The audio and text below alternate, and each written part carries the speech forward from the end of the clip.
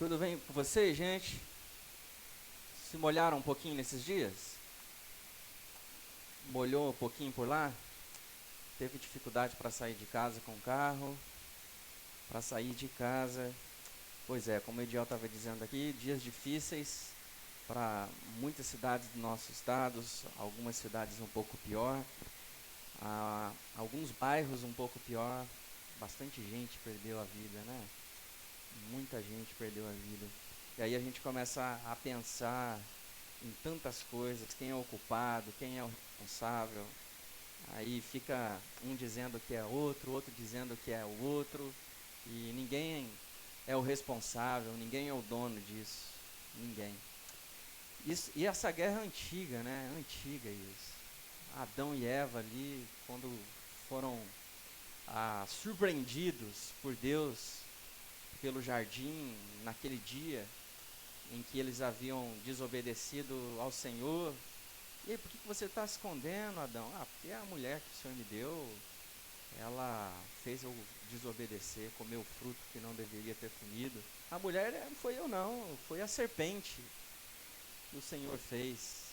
Sempre tem, em algum momento, alguém jogando a responsabilidade para um e para outro. Em outros momentos a gente quer pertencer a um e a outro. Fala assim, eu sou amigo dessa pessoa. Eu sou amigo dessa. Daquele lá eu não sou amigo, não. Aquele lá é bom, aquele lá não é tão bom assim. E aí o apóstolo Paulo, ele escreve uma carta à igreja em Corinto e ele começa a falar algo do tipo: vocês ficam aí discutindo quem é de Paulo, quem é de Apolo, quem é isso, quem é aquilo. Vocês estão esquecendo qual é o propósito da coisa, a quem é que nós pertencemos. E nessa reflexão de hoje, é o primeiro episódio aqui da nossa nova série, Ego Transformado, eu gostaria de falar um pouquinho sobre o que Paulo ele diz diretamente. Ao invés de ficar dizendo que, olha, vocês estão achando que o problema é pertencer a um, é ter o privilégio de ter pertencido a outro, ser discípulo de um, ser discípulo de outro. Na verdade, vocês têm um problema de orgulho, de ego. Existe algo aqui que precisa ser tocado. E aí eu gostaria de convidar vocês a ler comigo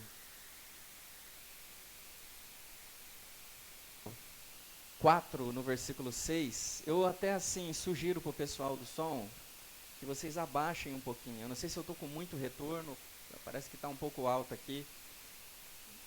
E deixa o microfone ligado também é bom. A condição natural do ego. Obviamente que nós estamos falando da nossa natureza, da nossa tendência, essa guerra. E aí o apóstolo Paulo, ele escreve o seguinte, ele cita: meus irmãos, é para instruir vocês que eu tenho aplicado essas lições a mim mesmo e a Apolo. Usei nós dois como um exemplo para que vocês aprendam o que quer dizer o ditado: obedeça ao que está escrito. Ninguém deve se orgulhar de uma pessoa e desprezar a outra. Então, em 1 Coríntios 4, 6, Paulo exorta os cristãos aqui de Corinto a não se orgulharem de uma pessoa em detrimento de outra. Isso às vezes passa batido para nós no meio da leitura. O que está querendo dizer? Será que exatamente ele está falando sobre uma situação específica, sobre uma pessoa específica, ou o princípio por trás de tudo isso envolve a todos nós, leitores? Até aqui nenhuma novidade, podemos pensar. É claro que o orgulho é um comportamento inaceitável, e talvez à vista, o que a gente consegue observar aqui é que é algo inaceitável e que tem a ver com relação com o orgulho. Todavia é importante saber que aqui Paulo ele não emprega, aqui na palavra original, ubris, o termo mais comum para se referir à palavra orgulho, mas ele usa uma outra palavra no grego que é muito pouco usada, que é físio, uma palavra que é incomum. Paulo ele usa aqui, segundo os comentaristas, até algo que é muito próprio, é muito pouco usado em outras situações na Bíblia. A gente não encontra isso escrito muito mais do que 10 vezes em todos os registros que nós temos aqui das Escrituras. E Paulo, ele é o único que usa essa palavra. É como se ele tivesse inventado um termo para se referir exatamente ao tipo de comportamento social que tivesse relação com orgulho. Muitos comentaristas, então, chegam à conclusão de que se trata de um tema muito específico que o apóstolo Paulo cria. Ao usar essa palavra, então, físio, essa palavra que o apóstolo Paulo emprega, ele está tentando ensinar aos cristãos de Corinto algo especial sobre o ego humano, algo muito presente naquela igreja, algo muito presente naquela situação em que o povo estava discutindo sobre a quem pertencia de fato. A palavra que ele emprega aqui para orgulho tem o sentido literal de superinflado, inchado, distendido, além do tamanho normal. Essa palavra aqui é bastante sugestiva, até é algo relacionado ao termo de fole, um órgão inchado de tanto ar que está prestes a explodir. A gente até brinca, né, do orgulhoso, ou até diz, refere a pessoa orgulhosa, alguém de peito cheio, pessoa altiva, nariz empinado. Talvez Paulo ele estava querendo emprestar termos para falar sobre esse tipo de postura, de orgulho, de alguém dizendo: eu pertenço a tal grupo, eu pertenço a tal pessoa, eu pertenço a tal lugar. Então Paulo ele usa esse termo para explicar para aquele povo, para explicar para nós esse tipo de perigo, esse tipo de princípio que envolve o cotidiano da vida das pessoas de Corinto, daquela igreja, e que estava comprometendo a missão, estava comprometendo o anúncio, a vida do evangelho que eles foram convidados a participar. Foi-lhe bombeado tanto ar, a expressão que Paulo quer dizer aqui, que essa pessoa ela está cheia de si, cheia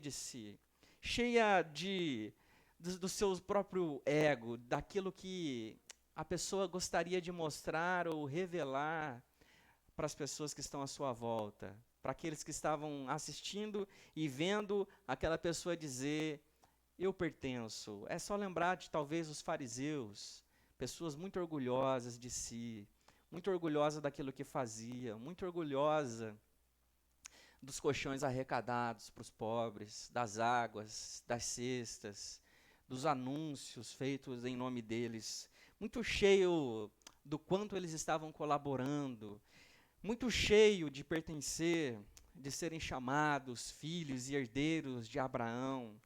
Está inchada, é uma pessoa inchada, inflamada, expandindo além do seu tamanho normal. E, por ser uma metáfora sugestiva, interessante, eu gostaria de convidar vocês a analisar um quadro apresentado pelo apóstolo Paulo, um quadro que ele gostaria de ensinar aquele povo através do tipo de postura que eles estavam tendo. E eu gostaria de usar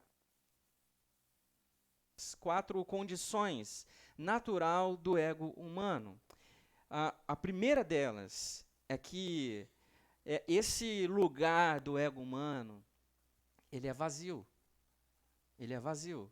O que você quer dizer com isso? Que a gente fala tanto do orgulho ser algo cheio, algo preenchido, algo tão altivo, mas o ego é um lugar vazio.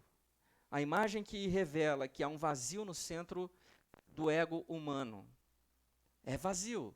É um espaço que não pode ser preenchido por essas coisas da vida. E tanta coisa começa a ser colocado a fim de preencher esse lugar, mas o ego é um lugar vazio. Algo oco. Sabe quando você bate numa coisa e você fala: isso aqui é oco, aqui não tem nada. Sabe quando você consegue pegar uma bexiga e você olhar no interior? Eu não consigo ver nada, embora tenha ar. Vazio, algo vazio. Kierkegaard, ele escreve em alguns dos seus livros, afirma que É normal o coração humano criar a sua identidade, em sua identidade, a criar, formar a sua identidade em torno de algo que não seja Deus. É formar, desenvolver, é apresentar, construir alguma coisa em torno de alguma coisa que não seja de Deus. A gente fala muito sobre cosmovisão cristã, como se isso estivesse distante. Uma vida, uma postura que nós não fomos convidados a viver, mas essa vida que é toda construída em torno de alguma coisa que não é Deus. Deus não está no centro. Eu vou me formando, vou me projetando de forma que essa pessoa que eu me torno, ela não tem nada a ver com Deus, não tem nada a ver com aquilo que Deus me chamou para ser. Faz sentido isso para vocês? E segundo o Kicker, o ego humano natural é fundamentalmente algo além de Deus. O ego busca algo que lhe dê senso de valor, senso de propósito, além daquilo que Deus planejou. É como se a gente olhasse para alguma coisa que Deus escolheu para nós ser e nosso ego dissesse assim: olha, não basta isso. Adão, Deus disse para você uma coisa, mas eu tenho uma proposta melhor para você. A Eva, é outro caminho. É outro caminho. Você vai poder ter coisas e fazer coisas que ele não pode te dar. Você é capaz de ser algo muito mais do que isso que está sendo proposto por aqui. Tem algo além. E a vida vai nos surpreendendo dentro desse vazio e fazendo convites para nós dentro de uma perspectiva da queda até os dias de hoje. Esse lugar onde a sua identidade vai sendo formada além daquela que Deus nos convidou para ser e para viver e para buscar. Naturalmente, nós somos sempre lembrados, se tentarmos colocar qualquer coisa no lugar reservado por Deus, originalmente, e aí a gente vai perceber que nesse lugar que foi construído, foi formado originalmente por Deus, nessa tentativa de preencher esse espaço, um espaço sempre vazio. Porque esse lugar não foi feito para ser preenchido por outras coisas que não fosse por Deus. Sabe aquele sentimento de vazio? Você já teve essa sensação? Você já teve essa impressão? Nossa, eu faço tanta coisa o tempo todo e às vezes aquele ativismo, aquele foco numa coisa que, poxa, eu quero tanto isso, mas parece que nunca é suficiente, eu nunca chego lá, é sempre vazio. Tristeza, lugar vazio, lugar vazio. Tudo que nós colocamos fica como se chacoalhando. Sabe quando você vai transportar alguma coisa, que você acha um caminhão muito grande e muito caro para transportar uma única coisa e fica chacoalhando lá dentro? Porque tem tanto espaço para ser preenchido, e aí, como se a nossa vida fosse esse caminhão, com muito espaço, muita coisa vai sendo colocada a fim de preencher esse vazio. E uma vida vai sendo construída, uma identidade vai sendo formada, distante daquela que Deus nos convidou para ser e para viver. Olha aqui, irmãos de Corinto, vocês estão querendo formar a identidade de vocês? Vocês estão querendo preencher esse vazio de vocês com uma coisa que nunca vai ser preenchida. Vocês estão querendo formar a identidade de vocês baseado em quem ou de quem vocês ouviram falar do Evangelho, de quem vocês ouviram a boa notícia. Vocês estão querendo formar a identidade de vocês baseada em quem discipulou e tem encaminhado com vocês. Vocês estão querendo formar a identidade de vocês dizendo a que igreja vocês pertencem, a que tipo de gente, com que tipo de gente você anda. Você está querendo formar a sua identidade baseados em coisas que vocês nunca conseguirão encontrar a porção suficiente para se sentir cheio. Então o ego é vazio. é vazio. Tudo que colocamos fica chacoalhando. Em segundo lugar, o ego humano é também dolorido. Dolorido. Às vezes a gente até admite, né? Puxa, o meu ego foi ferido. Estou com o meu ego ferido, estou chateado, eu estou magoado. Alguém me machucou. Porque aquela pessoa, aquilo que ela pensa sobre mim é muito importante. Então, quando ela diz isso ou fez aquilo, aquilo me machucou profundamente. Faz 5, 10, 20 anos que isso continua me machucando. Então, é dolorido. O ego distendido, super inflado, ele dói. Você já reparou que quando não tem nenhum problema, nós não prestamos muita atenção no nosso corpo?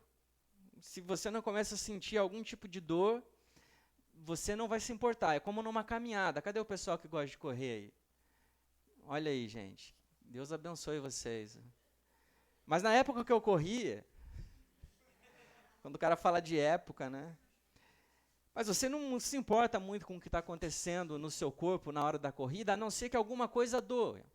O seu pé, o seu braço, seu abdômen, sua cabeça, eu não sei. Meu pulmão, alguns de nós, se for correr agora, vai achar que Jesus está voltando. Né?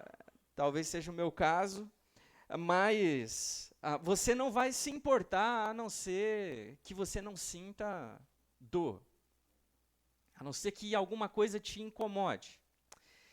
E é comum a gente reclamar de quem nos feriu. É comum a gente reclamar de gente, poxa, que feriu meus sentimentos. Mas segundo Timothy Keller, os sentimentos não podem ser feridos, mas o nosso ego sim. O nosso ego pode ser machucado, porque isso mexe com a nossa identidade. Alguém falou, alguém disse, alguém fez, alguém deixou de fazer, alguém deixou de falar alguma coisa que era muito importante para mim. Porque aquilo era muito importante para a identidade que eu estou desenvolvendo, que eu estou formando, para o tipo de gente que eu me projetei, eu que tenho me projetado. Isso me desvia ou me desvirtua da minha referência de gente, de coisa, de lugar, de princípio, de estereótipo social, cultural. Isso me tira. Não é isso que eu estou lutando para ser. Então, quando alguém diz, quando alguém chuta, pisa no seu dedo, na sua canela, poxa, aí você tá desvirtuando o tipo de pessoa que eu tenho lutado tanto para ser. E caminhar não machuca os dedos, a não ser que tenha algum tipo de problema. Não é verdade isso? Não machuca, a não ser que você tenha algum tipo de situação, algum problema de saúde. Da mesma forma, o ego não ficaria dolorido se não houvesse algum tipo de algo terrivelmente errado. Dá para entender isso? Por que eu estou ficando perturbado com isso? Por que isso está mexendo comigo? É o tipo de perguntas que a gente nem gosta de fazer no dia a dia.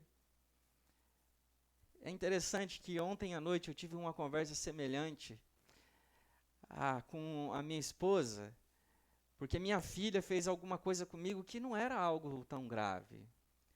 Não era algo tão grave.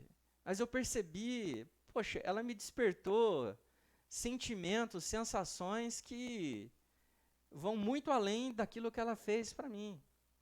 E aí Elô falou assim, então você precisa de cura. Eu falei, vamos comer aqui, vamos lavar a louça, vamos parar.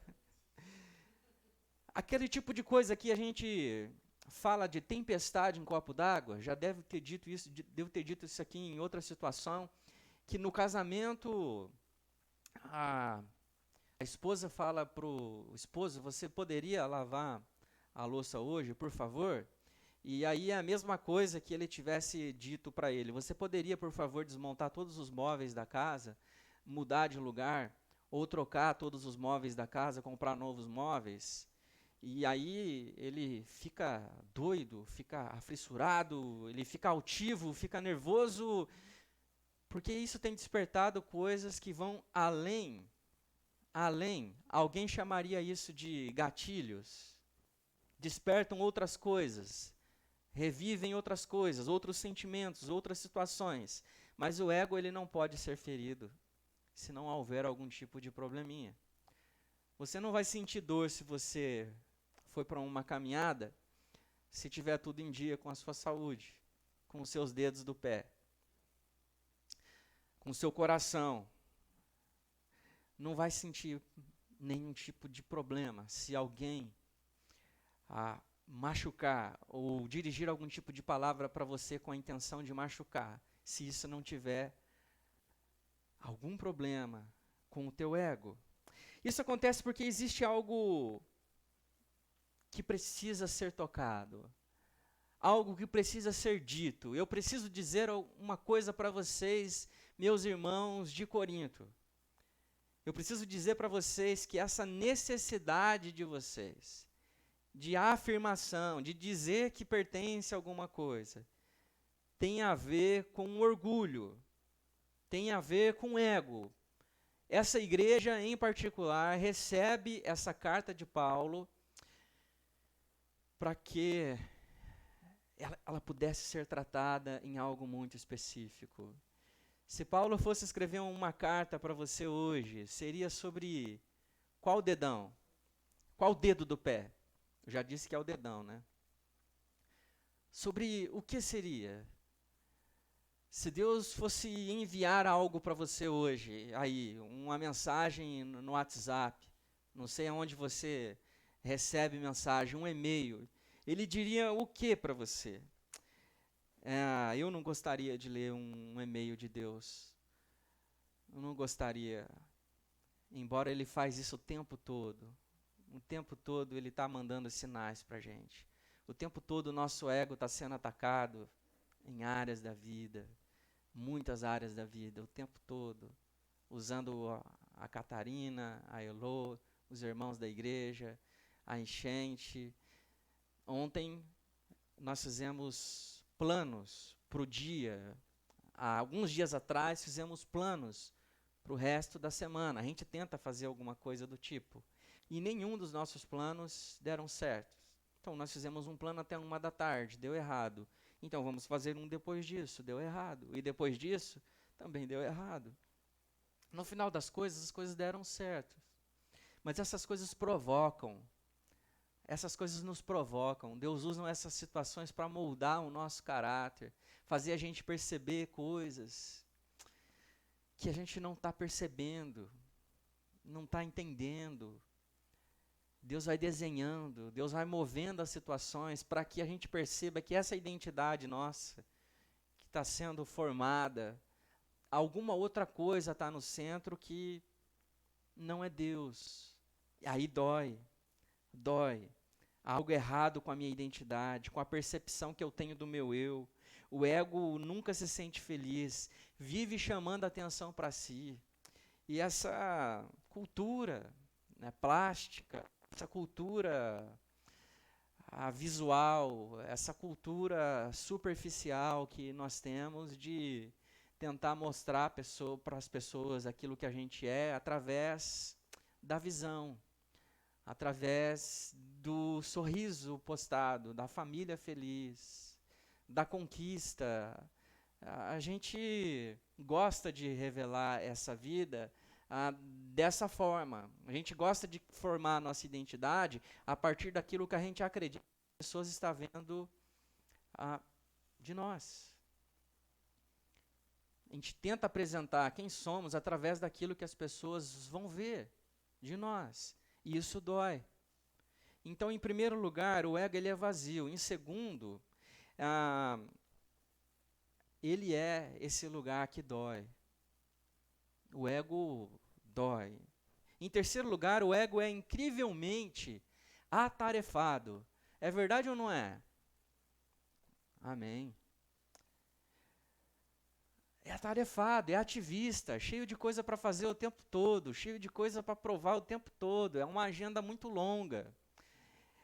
É todos os lados, eu preciso ir para todos os lados. É uma disponibilidade para todo tipo de agenda que consiga provar essa minha identidade. Então a pessoa faz de tudo para ser notado.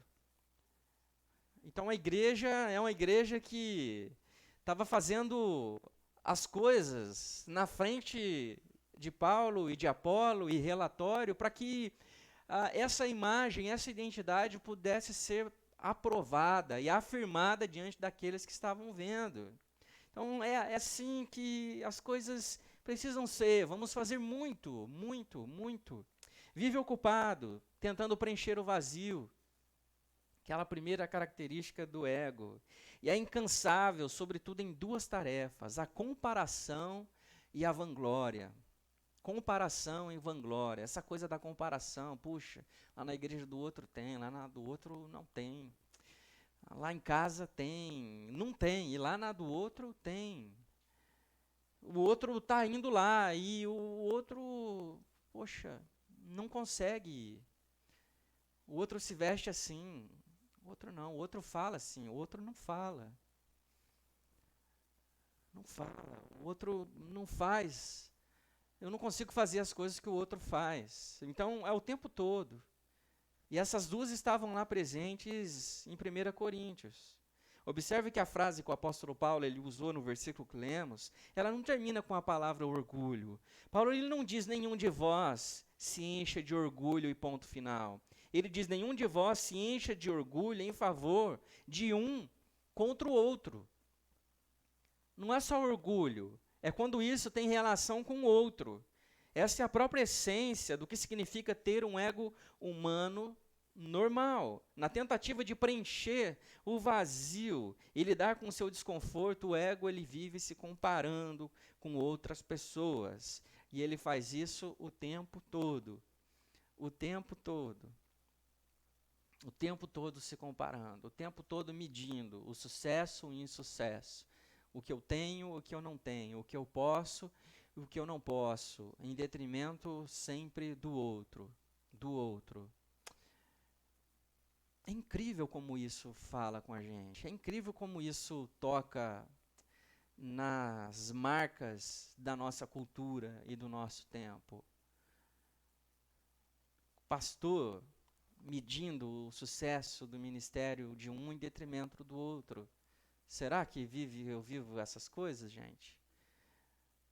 Alguns medem tamanho de igrejas. Tem algumas coisas que me incomodam, por exemplo, em encontros de pastores, é que as primeiras conversas giram em torno de quantas pessoas tem na sua igreja.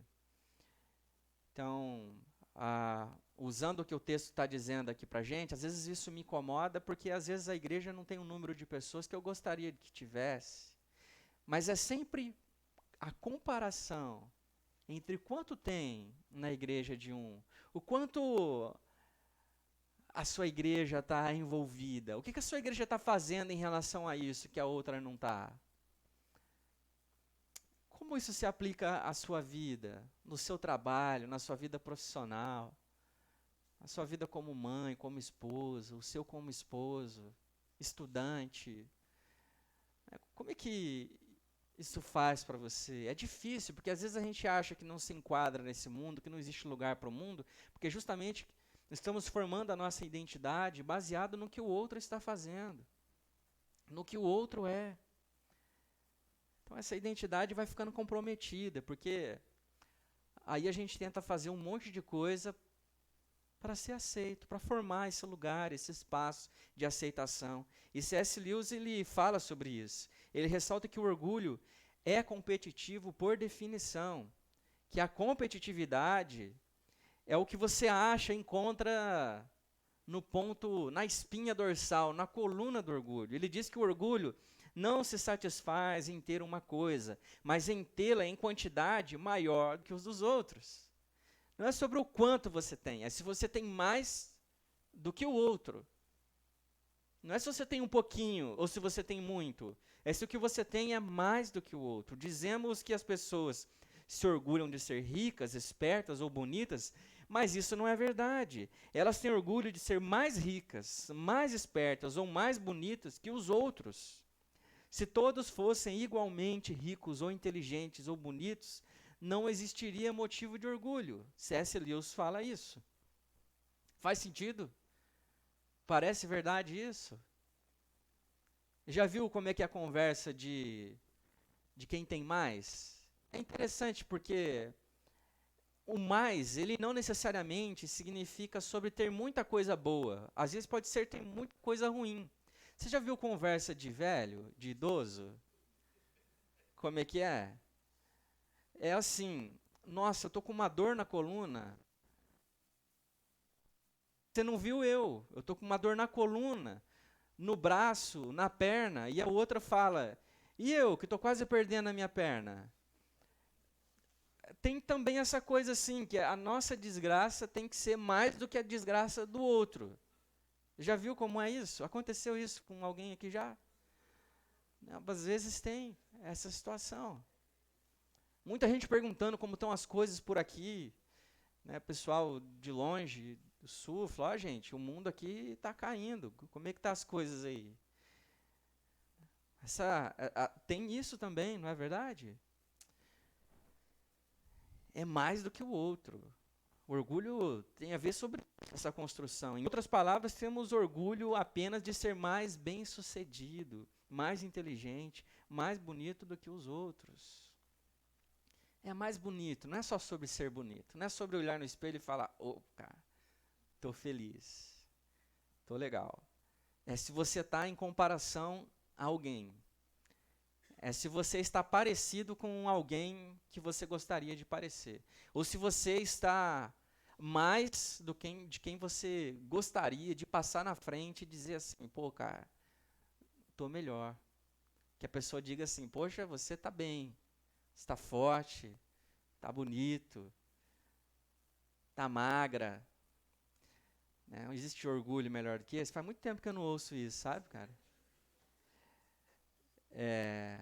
As pessoas dizem algo ao contrário. E nem é verdade às vezes. Eu tenho que ficar falando, olha, a balança está a mesma coisa do mês passado. Mas a gente tem essa coisa incrível do ego acontecendo com a gente o tempo todo. O tempo todo. E isso acontece porque não tínhamos alegria, ou não temos alegria verdadeira das coisas. Aí perde a graça, e aí entra no lugar essa competitividade. Começa a competir para ver se eu sou mais, se eu tenho mais.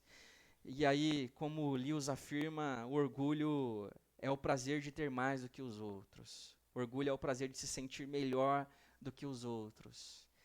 É a cobiça sexual que leva o homem a se deitar com uma linda mulher e não faz isso simplesmente porque deseja, mas porque ele quer dizer que eu estive com a mulher que você não pegou, você não deitou, o que você jamais faria. É isso que a gente vê culturalmente. É isso que a gente vê acontecendo nas conversas internas, nos grupos internos de WhatsApp, Instagram. O orgulho que destrói a capacidade de ter prazer nas coisas como elas são, como elas estão. Porque é sempre em detrimento de outra coisa, sempre em detrimento de outra pessoa. Não é o prazer de estar. E também entra a questão do prazer pelo prazer. Trabalhamos em coisas que não gostamos, fazemos dietas que detestamos, realizamos todo tipo de coisas não pelo prazer de realizá-las, mas simplesmente e apenas para construir um currículo que impressione.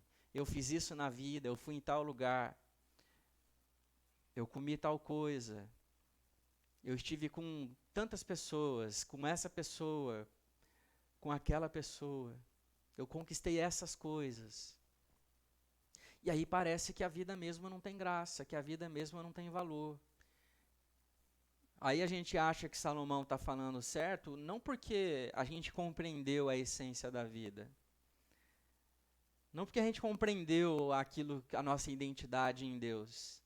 Mas é porque a gente vive uma vida cheia de coisas que a gente não gostaria de viver. Aí não tem prazer em nada na vida. Aí o esposo troca de esposa, a esposa troca de esposo. Aí a mãe começa a comparar o filho dela com o filho do outro. Começa as comparações. Aí faz coisa que não gosta. Come coisa que não gosta. Aquela coisa de começo de namoro, que você não conta, você engole assim, sabe? Nossa, eu gosto tanto disso. Engole para não sentir o sabor daquela coisa.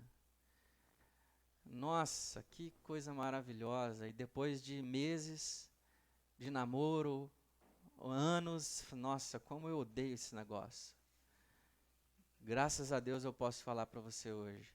Deus está mandando eu dizer que tem alguém aqui hoje nessa noite. Quanta coisa a gente não faz para provar alguma coisa para alguém. E com isso tentamos ser os melhores em desenvolver um currículo que aumente a nossa autoestima, uma vez que estamos desesperados por compensar esse nosso sentimento de impotência e de vazio. O ego vive ocupado, ocupadíssimo, ativista o tempo inteiro, todos os lados, para todas as pessoas. E por fim, assim como o ego é vazio, é dolorido, atarefado, ele também é frágil. É frágil, desmancha, como palha no vento. Como palha no vento. Isso acontece porque qualquer coisa que é superinflada corre o perigo de estourar. Já vê como é bexiga na mão de criança? Toda criança quer uma bexiga. Toda criança quer. Mas os pais sabem o que vai acontecer. Então, filho, não faz isso, não vai ali, não vai aqui, não pegue assim, não aperte muito. Vai estourar, vai se assustar, não tem mais bexiga. Por isso que a minha esposa comprou um pacotinho de bexigas e carrega dentro da bolsa. Assim, quando ela estoura, dá outra. Não sei o que a gente está ensinando para minha filha. Só sei que a bexiga não é como outras coisas na vida. Mas é frágil. Esse ego é frágil. Essa coisa, uma hora vai estourar e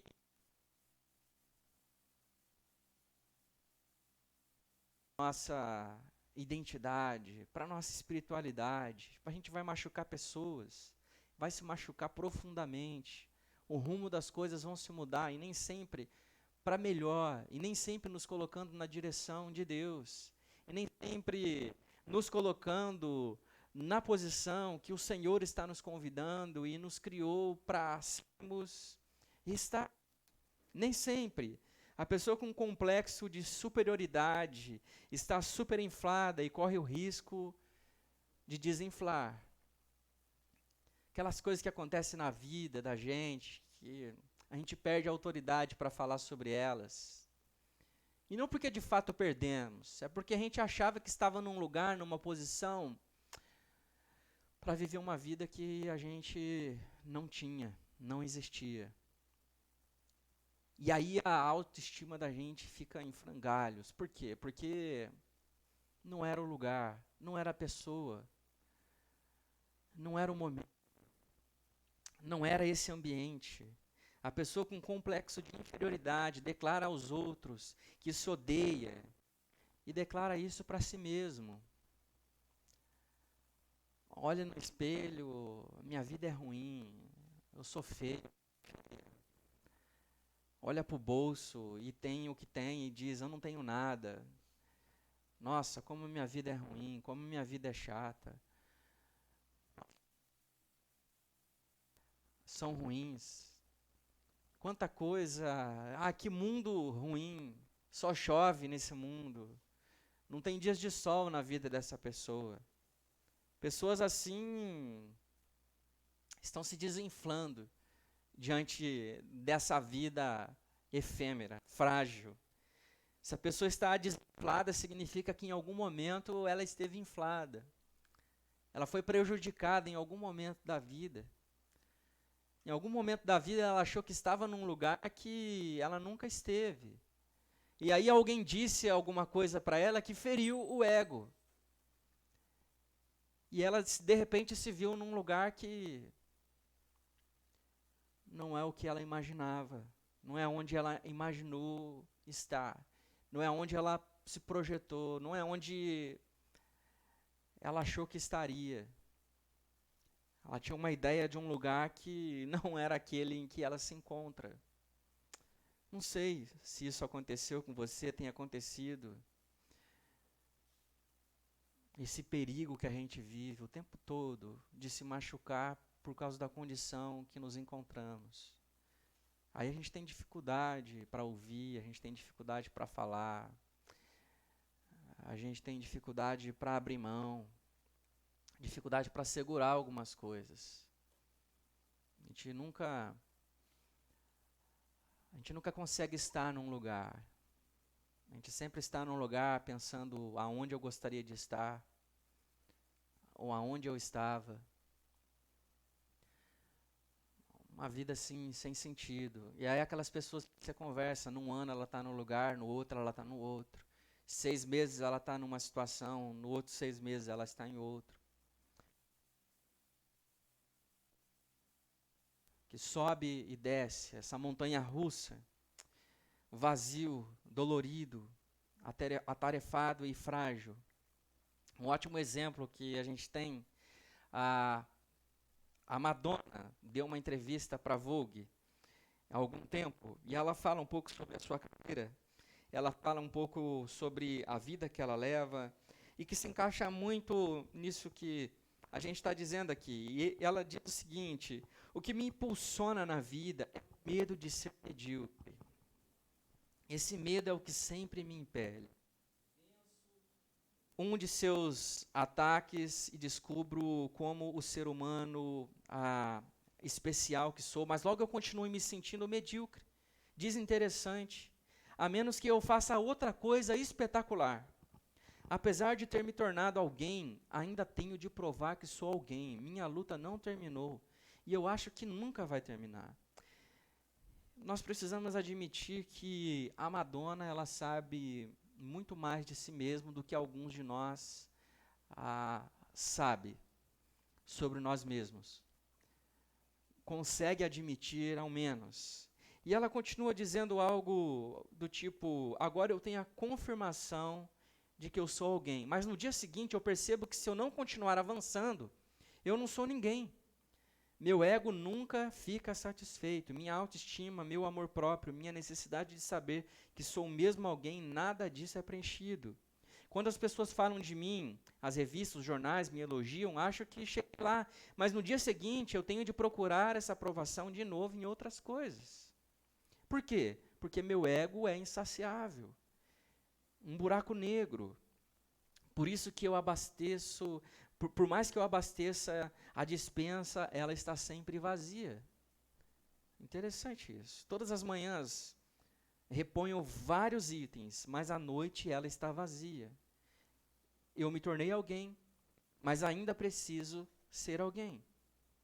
Talvez a gente ache que a Madonna seja neurótica, mas na verdade o seu autoconhecimento está muito à frente da maioria de nós, sobre a condição em que nós estamos, a condição em que nos encontramos. Sabe, gente, por isso que o evangelho é facilmente diluído numa cultura como a nossa.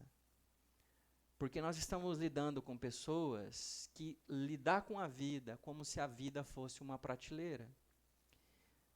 E aí nós pegamos coisas da prateleira de fora e colocamos na nossa. E essa coisa nunca está cheia. E a prateleira nunca está atualizada o suficiente para suprir a nossa necessidade de formar a identidade que nós procuramos e nunca encontramos. A aceitação que queremos. O tempo todo somos um produto, fazemos das pessoas um produto. Autoconhecimento. Quem eu estou sendo? Sabe, uma igreja foi capaz de viver essa situação. E Paulo escreve uma carta a essa igreja. Vocês estão preocupados com coisas que vocês nunca foram chamados a se preocupar. Vocês estão fazendo comparações que não faz nenhum sentido na mensagem que foi anunciada a vocês. Vocês estão achando que a identidade de vocês é formada através de quem anunciou a mensagem.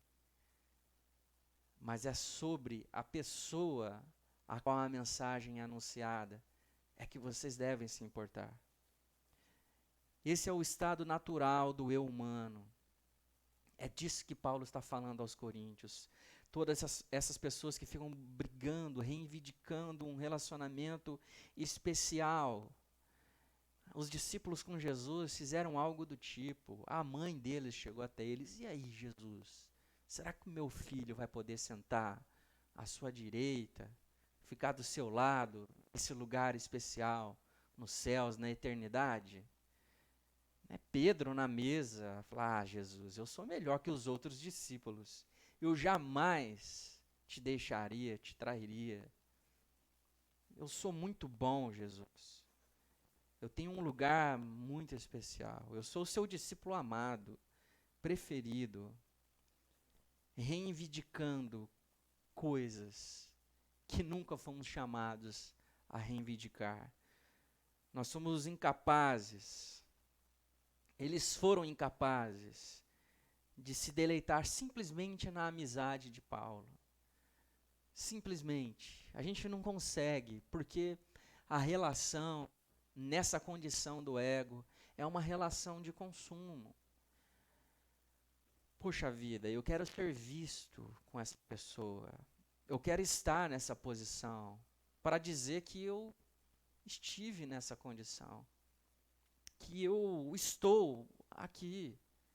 Poxa, Paulo, vamos tirar uma selfie aqui, Paulo. Eu preciso colocar minha foto contigo no Instagram para eu ganhar muitos likes. Para a coisa viralizar, né, para ter engajamento. Aí essa nossa vida nessa condição. E é desejo de Paulo que essas pessoas vejam a diferença daquilo que o Evangelho faz e como esse Evangelho transformou a vida deles. Então, em 1 Coríntios 4, 3 e 4, Paulo ele diz assim, mas para mim não tem a menor importância ser julgado por vocês ou por um tribunal humano. Não importa para mim a opinião de vocês.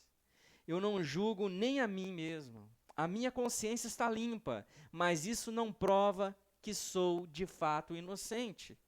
Quem me julga é o Senhor.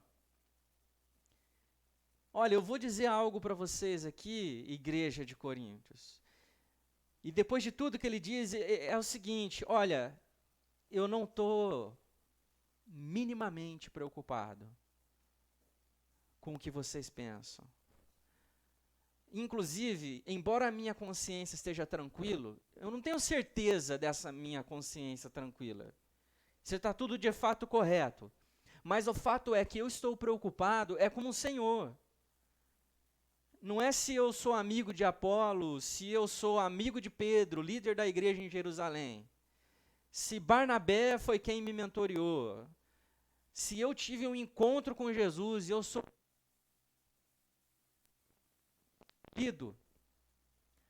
logo após a ascensão de Jesus, e eu sou o único que foi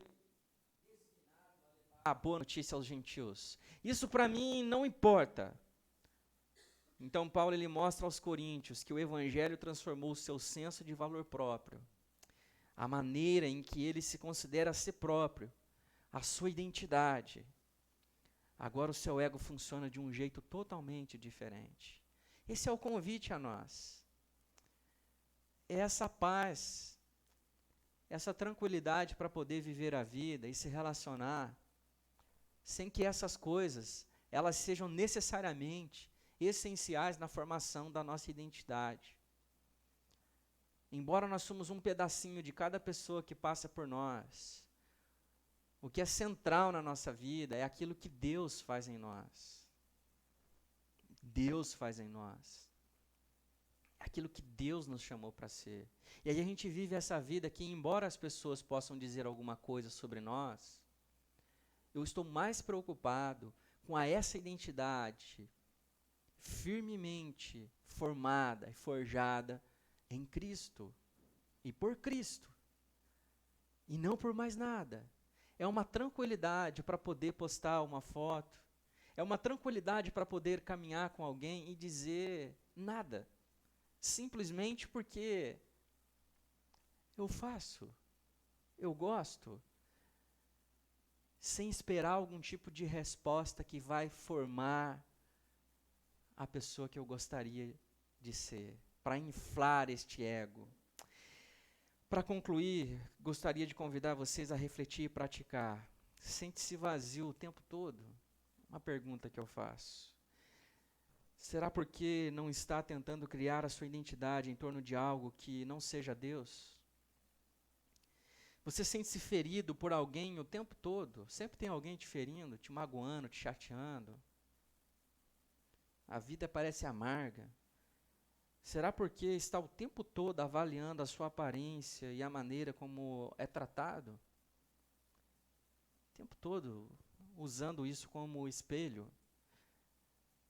Você vive fazendo um monte de coisas de que não gosta? Já avaliou se isso não brota de uma necessidade de ser aceito? Sei que às vezes a gente faz coisa na vida de que não gosta. A gente às vezes para ser veterinário, a gente precisa pegar algumas cadeiras na faculdade. Poxa, não tem muita afinidade com isso.